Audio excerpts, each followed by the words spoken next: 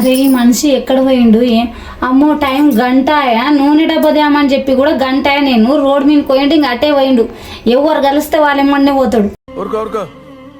ఎద్దులో ఉన్న ఏడిస్తే దరిద్రంగా ఉంటుంది ఫోన్ చేస్తా ఏడున్నాడు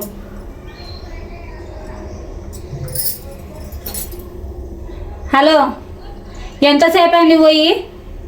తెస్తావా తేవయ్యాల నూనె నూనె ఒక్కటే ఏమొద్దు పండగ సామాన్ అరే ఎందుకంటే మన పక్కింటోళ్ళు ఎదురింటోళ్ళు చేస్తున్నారే చేస్తా ఎందుకు వాళ్ళు చేస్తారు వాళ్ళు చేసి ఇంట్లో దాపెట్టుకుంటారా ఒకవేళ వాళ్ళు దాపెట్టుకోవాలనుకున్నా కూడా వాసన మన ఇంటి దాకొస్తుంది నీకైతే ఏం తెలియదు